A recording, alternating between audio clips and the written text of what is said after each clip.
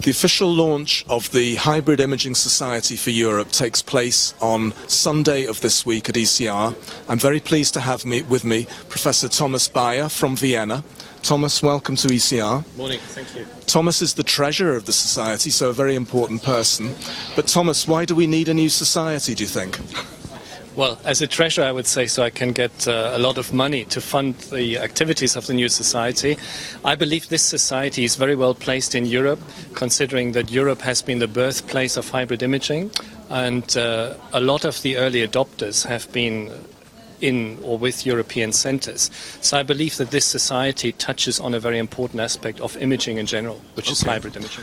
Now, in terms of membership, is membership available before the launch? Can people sign up? Absolutely. So the website has been launched, although the official launch where you can meet face-to-face is on Sunday. And in fact, people have signed up already. So 2 days ago, the headcount was 154, with the numbers rising. Excellent. So before the launch, you have an impressive number anyway. And how much is the cost? What do people have to pay? It's €10, and it's as easy to sign up for this one as it is for signing up for the ESR. Okay. And will you have an annual meeting? Is that the plan at the moment? Well, the board is going to meet tomorrow and we'll discuss the organizational stuff, but I think since it's very much liaised with the ESR organization and ECR organization, we will have very regular meetings. Okay. And will it be confined mostly to radiologists, or can anyone sign up? Is it available to all? It is certainly available to all. I would invite anybody interested in imaging or in hybrid imaging specifically to join, and it's certainly not only for radiologists. In fact, it would only live and take off if we have complementary specialties engaged. Okay, that's very interesting. Now, in terms of the collaboration with other societies, I think, for example, of the EANM, the Nuclear Medicine Society, will you be working with them and cooperating with them? Absolutely. So there are ongoing discussions on the board level between the two societies already.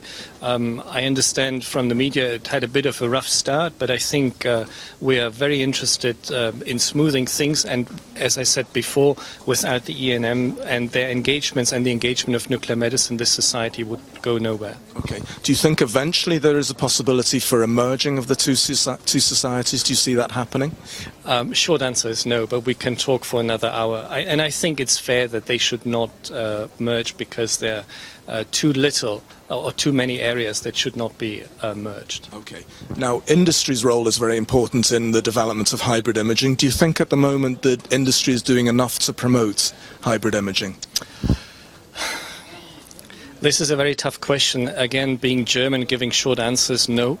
And one of the reasons is that I believe that in industry, in medical imaging industry, for a long time, there has been a sort of silo thinking where you had individual business units driven by specific imaging modalities.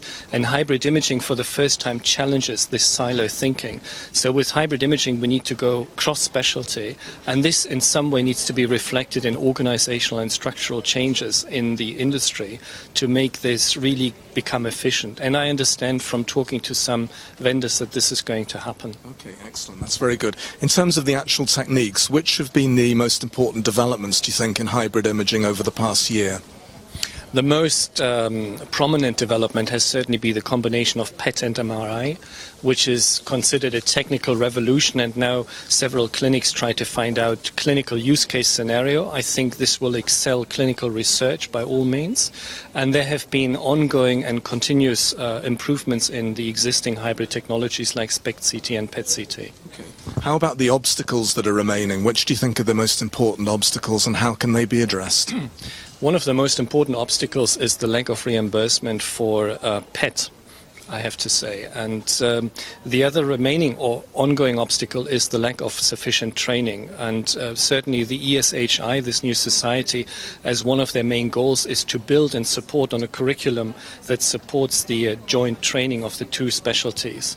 The other obstacle may perhaps be that we are, as academics, we're not ready yet to pool data in order to prove the clinical worthiness of new modalities. So that we need to change. Good. Okay. Well, best of luck with the official launch. Also, people should look out for articles in the ECR Today newspaper on this topic. I hope everything goes well. Thanks very much, Philip. Thank you.